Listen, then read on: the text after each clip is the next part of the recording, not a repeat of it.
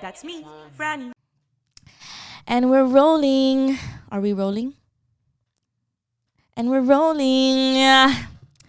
Hi, welcome back to FrannyTings. So today we're gonna get into the topic of relationships. Aha. So the title, I decided to make this relationship advice from the therapist friend because I am exactly that. I know you guys are thinking like, bitch, didn't you make your second episode about a motherfucking breakup? Like, what the fuck do you know about a relationship? And you're not wrong, okay? So I'm gonna make this based on my opinions, my perspectives, and my experience from the relationships that I have been in. So disclaimer before moving on, these are all my opinions and my tings of just the overall opinions that I have about relationships and the issues that we stumble across when we're in relationships. I posted like an Instagram story kind of touching base on what exactly you guys were looking for of certain advice that I can give about relationships. So I'm going to go ahead and touch base on that. So let's get fucking into it, beach. Ahaha. So the first topic I want to talk about is what I think the purpose of a relationship is in general. Okay, so for me, I think the purpose of a relationship is, I feel like we learn so much about ourselves when we're in a relationship because we tend to not see so much of maybe the negative things that we do or even the positive things that we might be doing if we're just doing things every day alone.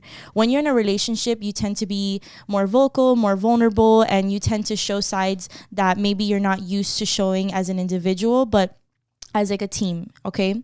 So for me, I feel like relationships teach you all these lessons, and a lot of people, when they end up breaking up or splitting up with their partners, whether it's like 5 years, 2 years, a year, they're like, oh my God, all my fucking time was wasted. And I don't think that at all. I think everything for me is meant to happen, and relationships do teach you really great valuable lessons. And I feel like it's important to always self-reflect back into relationships and think like, okay, what did I learn, or what traits can I learn from this relationship that I can carry on to the next one, and what traits do I want to leave behind? And I do think that's like a huge thing when it comes to relationships, is learning and understanding the positive and the negatives from each one, and understanding that it like that was in the past, and it's like okay to move on and understand, the premise of why that relationship happened to you versus all the negative things that might have happened towards the end, or all the time that you wasted. Looking at it in a way of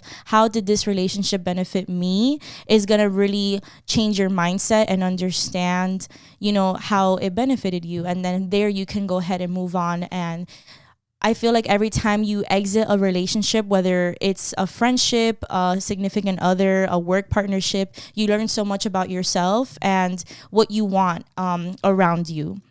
So yeah, that's one thing. Another thing I feel like when it comes to relationships, which I think is important, and before I move on, I also want to state that a relationship doesn't necessarily have to be an intimate one. It can be platonic. It could be with your friends, families, work partnerships, whatever it is. I feel like this can categorize under that, everything that I'm talking about. So moving forward, I think it's super important, and I always emphasize this to my friends. It's important for two individual people to come together in a relationship. And by two individuals, I mean two separate people that have their own hobbies, that have their own dreams, that have their own goals, that have their own routines coming together. Why I think that's important is because I feel like a lot of the times people tend to get into relationships because they become codependent, and that other person becomes their hobby, becomes their dreams, becomes their goals. And personally, I don't think that's healthy. I think a relationship should be two people coming together to be teammates, to help each other grow, water each other. And, sometimes the person might have their lows, but it's up to us to, water them and see them grow with everything they do, their passions, their hobbies, their dreams. And I think it's a beautiful thing when, you both can have your own individual things and bring them to the table. And who knows, like maybe in the future, like you guys can combine it, or, you can try out a hobby that your partner really likes doing. So for example, like I'm gonna give myself as an example. I like to motherfucking roller skate, and you know, if like my partner comes and they want to start roller skating too, that's fucking great. Does it mean that they have to freaking do it because they're my partner? No, it's because they want to try it, and that's on them. But you know, I think it's important that it's okay to come to disagreements. You don't have to do everything that your partner does, but it is nice to be like, I hear you, I understand you, and I love your hobby, but maybe this isn't for me, and that's okay. But as long as you both are doing something that you truly love, then I think that is very important. So codependency, not it. Independency, it's. Period. With great relationships comes great communication. And I think communication is a huge fucking factor in all relationships, like I was mentioning earlier. So this is the number one request that I got when it came to my Instagram story of what you guys wanted to talk about or hear about is communication. So for me, communication is super important. I myself do struggle with communicating. And I feel like the more I implemented communication in all my relationships, and the more I started going to therapy, and the more vulnerable I was able to get with myself, my communication got a lot better with everyone in my life. And not just my partners, but everybody in my life. And I think that the reason why it's so hard for people to be open about communication and they struggle with that is because, one, they might not understand what's happening inside of them. So for example, let's say if you and a partner are fighting and you feel this emotion inside of you, but you may not know what it is. People tend to lash out of emotion instead of logically, instead of thinking, how is this affecting me versus how it's affecting, you know, the relationship, or how it's affecting how this person sees me. It's very external when you're thinking out of like emotions. When you're thinking logically, you can seek deeper within yourself and see, how did this situation affect how I view myself or how I view the person? And is this something that came from my childhood? Is this something that came from my past? And I think that's super important to actually look inside of yourself first before pointing fingers to anybody around you. And that's with any situation that you can go through. I also think in the heat of the moment, maybe serious topics shouldn't be talked about. I feel like if you guys are like bickering heads, just keep remembering that it's two people against a problem. And if you feel like you guys are going hand in hand with each other, it's time to take a walk. Breathe, take a break, go take a walk around the block. Like, I don't know, do something that you can be alone for maybe like 2-3 hours. But I personally think you should not go to sleep without talking about it. I think that's like my rule, is like, never go to sleep upset about whatever a person did with you. Like, always try to handle it beforehand, because you just never know with life. And also, you don't want to prolong it for weeks and weeks. To me, that is not necessary, because you guys can talk about it, be grown-ups about it, and discuss the problem. Because a lot of people just think, they just start pointing fingers at each other, and then the fight starts over, and then it's like this whole cycle. And it's like, that's not how it has to be. It's two people against a problem. How are we as a team gonna work together to solve this problem, versus how am I gonna do this and how are you no. How are we as a team gonna make this work? So I think that's super important. And I was learning that, you know, along the lines of all my relationships. And like I said, with my friendships, with work, with everything, that's literally how I solve the problem now. It's more so like, okay, well, we can't keep going back to this, so what are we going to do about it now? Even in production, I feel like production has made me understand how communication so much better, because you have to communicate everything in production.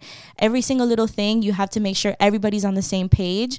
And sometimes people can get groggy, you know, you're not sleeping so much, and like you're doing these long days, and it's like, well, I told you to get the ice. Well, no, you told me to get the ice at 3. So then, no. Okay, that's fine. We had a miscommunication. Let's talk it out now. Who's going to get the ice? Me? Do you have the car? Do you have the keys? Let's go do it right now. Like, that's so much how I think now, versus before it was just like pointing fingers. And it's like, that's not it. We're here to complete one task, and fighting over it or stressing over it is not going to make it any better. And again, that's with everything in life. You can't change the situation, but you can learn how to control it with your emotions, you know? So that's something to think about. So when it comes to relationships and communication, listening is so fucking important. And I think it's more so important to listen to understand versus listening to respond. And that's a huge fucking difference. So for me, listening to respond is communicating with someone that, let's say, if you're vocalizing your feelings and you're opening up about something that might have bothered you that they said or whatever it is, and you're bringing up these topics, and one, they keep cutting you off. And to me, the reason why they're cutting you off is because they want to get their point across before you can even like point a finger. And it's not even about pointing fingers. When you're communicating, something that you feel like they might have triggered within you, or just something that you feel like you wanted to voice, it's more so communicating how you felt. So for example, you have to use things like I felt ashamed, or I felt that I was envious, or I felt that you made me sad because X, Y, and Z. More so, sometimes I get a lot of like, well, you said this and you made this, and because you said that, it's like, no. Instead of pointing fingers, it's how I felt. I felt like X, Y, and Z because you said something that made me feel that way. And, it might not be your intention, but this is how I felt. And I think that the reason I felt this way is because of something that happened when I was like 7, or something that happened when I was like 8. And then therefore they can understand a little bit better of where you're coming from. But it takes two to tango. If you're trying to say all these great things and you're communicating very well, and they're snapping and they're retaliating, and it's like, well, that's how you feel, I don't feel like that, and and like it's starting to project and like gaslight and all this stuff, that's not good. So a good communication is listening, grasping all the information that this person is opening up with you about, being there, being 100% attentive, and putting yourself in their shoes. Okay, put yourself in their shoes and try to see where they're coming from. Now, does that mean you have to agree with everything they're saying? No. There's a lot of things that you can come to disagreements with, and that's okay. But as long as you're understanding and grasping the information, that's totally fine. And I know sometimes, like, which happens to me, is that the person might be talking for so long, or like they might get so in depth that you low-key kind of forget certain points of what they're saying. I know it's gonna sound kind of corny or cheesy, but like, bitch, get your phone out and take notes. Like, give me 1 second because I might forget about that. So okay, what you were saying, and take notes, because honestly, like, I personally think it's so important to make someone feel and have their emotions validated. If you're trusting in me to open up, I want to make sure that I can be that person for you in that moment and be your safe space. And if you're trusting in me to open about all these things that might have affected you in a negative way, I want to make sure that I'm able to relate, and I want to make sure I'm able to be present and be 100% like open ears, just lay it all out.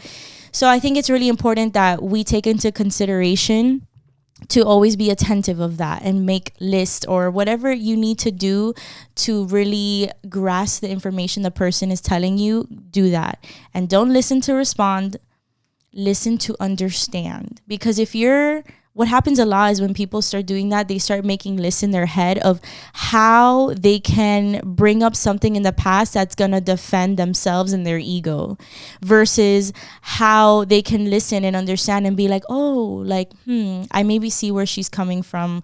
Okay, I see where she's coming from, but like, that wasn't my intention. Instead of those thoughts, I feel like most of the time, people who tend to cut you off and people who tend to gaslight are like thinking about a list of backing themselves up versus thinking of a list of how they can understand you better, which is fucking sad. Can be me, but moving on.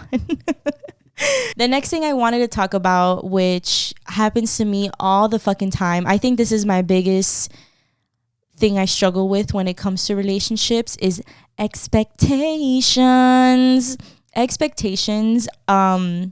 Now I'm saying that it's good to have expectations, and one of the things that my therapist has personally taught me was to make an ideal list of the qualities of the person that you want in your life. And this can go with like literally anybody. It doesn't have to be, like I said, an intimate partner, but I personally did an intimate partner.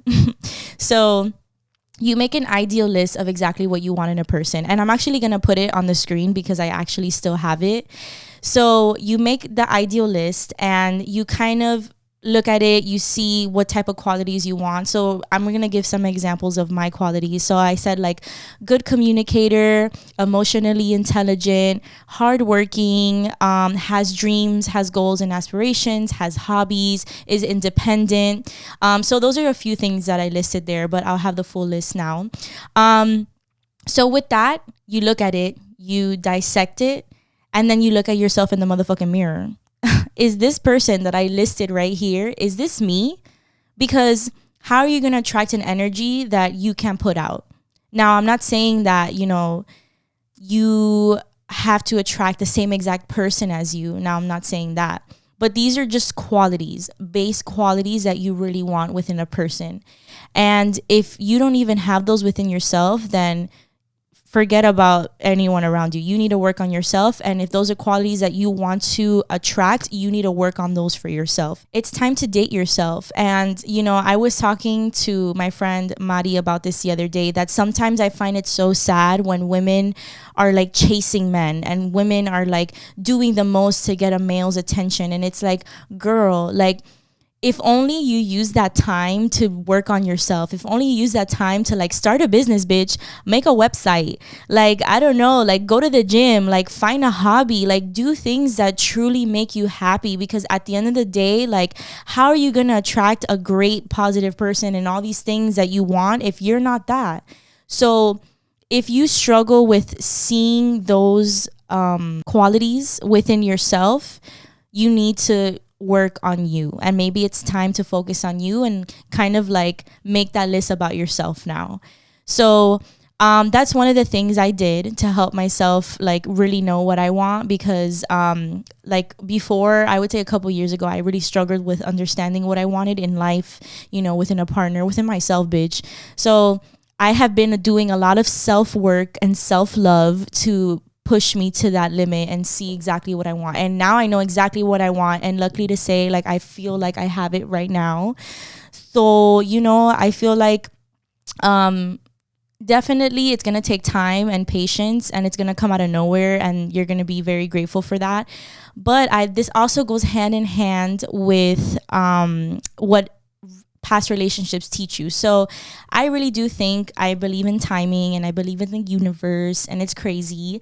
But I really do think that sometimes we need to go through like really harsh relationships and kind of like shitty ones. So then that way, when someone great comes in within our life, we can be so appreciative of them and we can really fall for what's in front of us, versus if that same person came into our lives years ago or whatever it is when we were in a bad place and might not know what the qualities we wanted within ourselves, within a partner, that relationship probably would have been super toxic, So I feel like it's really important to just be grateful for the relationships you've been in, whatever it is, no matter how it ended, whatever it might be, because now you know what you want and what you don't want. In every single relationship, you're going to keep growing and you're going to keep learning and understanding more about yourself and more about the qualities you want in your life. So sorry that I repeated that. I just feel like that's super important, and it kind of goes hand in hand with, what we were talking about. So expectations, going back to that, because I kind of veered off. So for me, I always had like a fairy tale like relationship expectation. And I always felt like whenever that wasn't achieved, I would get like very upset, because I was just like, no, because it was supposed to go X, Y, and Z way, and it went ABC. Like that wasn't what I wanted. But I learned to understand that sometimes you just have to accept what is in front of you. So one big thing that I feel like I learned throughout my relationships is I have to learn to fall in love for the person in front of me versus the person I create, the idea of a person, So the thing about me is I'm an empath. I'm very like, giving and I want to see the best in people. And sometimes that bites me in the ass because since I see the best in people, I want them to be that person. And I already see the outcome. In my head, I already see all my friends, all my family, all the people around me being like these great people and like super successful. But in reality, like, they had to put in the work. And although, yes, I can see it, but it's not up to me to make the person see that. They have to see that for themselves.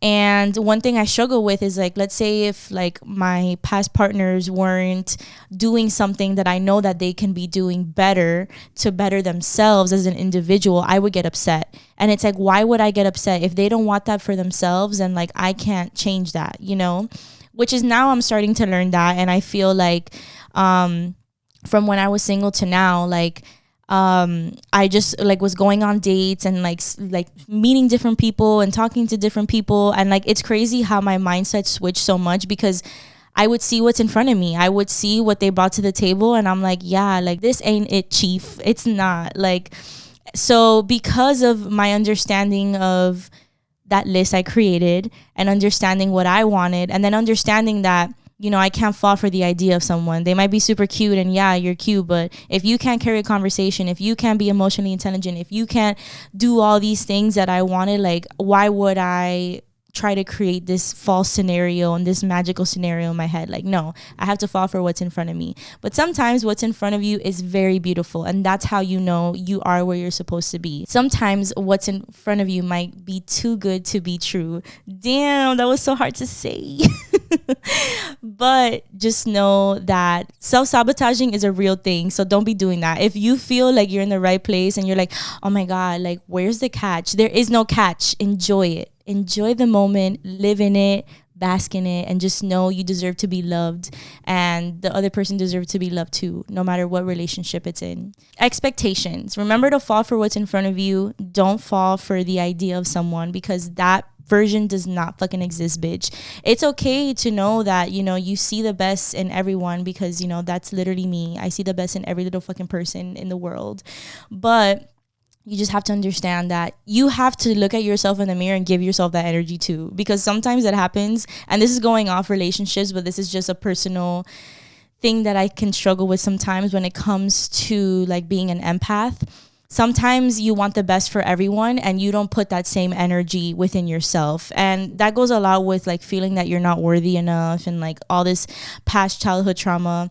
So look at yourself in the mirror and say, like, what can I do for myself to be the best version of myself? Where do I see myself in 5 years? Where do I see myself in 2 years? And start creating goals to get to where you want to be, So that's totally off topic, but I feel like that's super important too, because relationships also have to do with relationships within ourselves and how we view ourselves. So use that energy that you think of you're creating an idea for someone. Use it for yourself, bitch, because we need to work on ourselves sometimes, Okay, so now we're going to get into a little segment where I ask my Instagram followers general questions of relationships that they wanted to know. So we're going to get into the first one. So the first question is by Leo is Brazilians. And his question is, what is your stance on breaks? Do you see them as an official breakup or nah? So my response is yes. To me, breaks are breakups. I don't believe in breaks. If you're upset at me and you need a little breath or breather, take a walk, bitch, because we're in this together.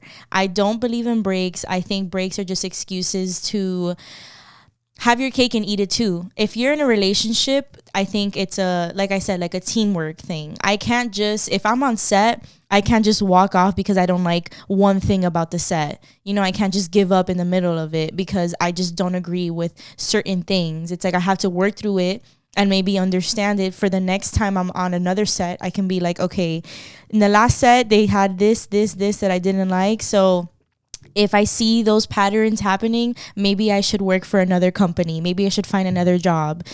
So in a break, when you're in a relationship, it's like just because you need a breather or whatever it is doesn't mean that you have to fully take a break. Like, I really don't believe in breaks. I believe in breakups, and breakups to me lead to the next question, which is by It's Just Yoan, which he's behind the motherfucking camera. Shout out you. Ha. So the question is, what's your take on remaining friends with an ex-partner now? When it comes to this question, I feel like this hits home because for me, all my relationships that I've been in, I personally had to block the person out of my life entirely. And by block, I mean them block on social media, block their number, like maybe cut off communication with their friends, with their parents. And the reason why is because personally, I feel like it's harder to move on and harder to grow as an individual if you keep that communication. And I know sometimes things don't end in a bad way, like, there's no bad blood. But for me personally, I feel like I'm protecting my peace. The less I know, the better. If I see that my ex-partner has a new girlfriend, if I see that my ex-partner is doing these things that he never did in a relationship and like doing the most, I know that I'm going to feed into that. And I personally know that I'm going to look into it and be like, oh my God, like I can't believe this and dig myself in a deeper hole that I don't need that. I don't need that. So therefore, the less I know, the better. If I don't have to see it, then I know that it doesn't exist in my head. Even though it might be happening, it just doesn't exist for me. So that's just me, but I know a lot of people that still remain friends with their ex-partners and they become friends forever, and I think that's a beautiful thing. Me personally, it's hard to do that because it's like I once saw you as one way and now I see you as a completely different other way, and that's hard for me to comprehend. So it's like you're dead to me, bitch. Like, as bad as it sounds, it's like, yeah, like it was fun and like I had a great time and I learned so much, but time is due, bitch. On to the next. Let's see. Okay. So the next question is by Mateo_305. And his question is, how do you balance your art in your relationship? So for me, this means like, how do you maintain, I guess, your passions and your dreams and your goals within a relationship? For me, Mateo, personally, I think that if you're with someone that truly loves you, all of you, they're going to love you for your passions, and they're going to see that they want you to strive and they want you to focus on your art and they want you to focus on your craft. So if you're with someone that kind of becomes upset that you're focusing on this and upset that you're not giving them full attention because you might be focused on trying to achieve certain goals, then that person might not be for you. I think whoever, like I said earlier, whoever is meant to be in your life is going to support you in all these ways. Now, that doesn't mean that you shouldn't make time for your partner, because bitch, you should. Your partner is a priority, but so is yourself and everything that comes with you. So that's what I think about that question. So the next one is by Steph X Cabrera, and her question is friends and how they impact a relationship. Now, for me, the way that I viewed this question, or this, I guess, topic, is I personally think when you're getting to know someone and you're in a relationship, you have to accept everything that comes with them. And you have to kind of like genuinely, like, I guess, fall for everything that comes with them too. So if your significant other has these friends that he's been with forever and you're getting to know them and you might not like them or whatever it is, then that could kind of be like a red flag, because it goes to show you like maybe how it rubs off on him. So you can tell the impact of your significant other's friends and how it impacts them as a person based on how they are and how they are with their friends. If they're genuinely happy with their friends and their friends are funny and they're making them laugh and they're making them happy, then that's beautiful. But, you know, if you start seeing a pattern within your partner's friends that maybe aren't good and they're just like a little wild and all this stuff, and they still remain friends with them, and then you start noticing the ties between how your partner acts and then how their friends act, it's like, hold on, wait a second. I need to reevaluate this, because this is like maybe not it. So I think that is definitely important, because when you're with someone, the relationships that they have outside of the relationship you're in, so their friends, their family, their work environment, really reflects on how they are as an individual. So that's something to look out for. The next question is by Isadia. And her question is, what's a deal breaker for you? This is easy for me. For sure, my deal breaker is someone who is not willing to be vulnerable with me and not willing to be emotionally mature. Not willing, or is not emotionally mature. That's a huge deal breaker for me because I'm very ready to be vulnerable. I'm open to communication.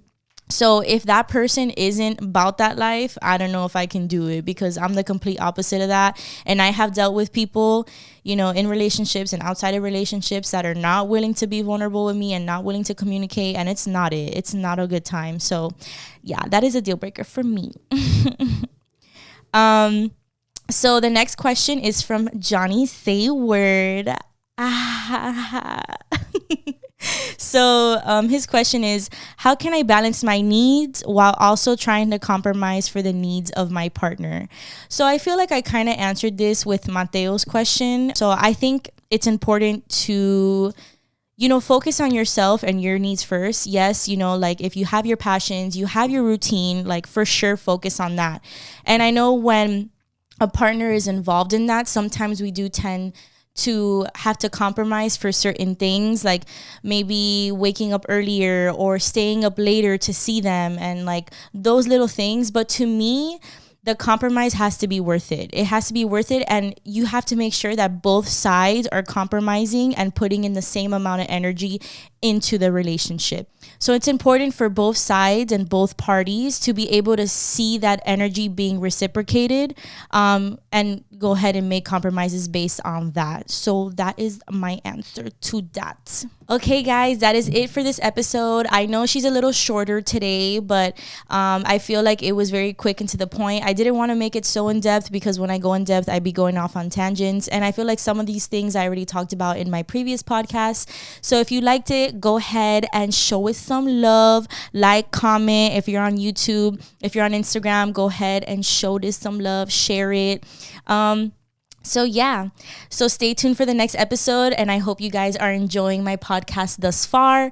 New things coming soon, so just keep up with me. FrannyTings on everything: Instagram, Twitter, TikTok, not Snapchat because I don't use that. But anyways, love you and have a great day. Stop it, yawn. Fuck.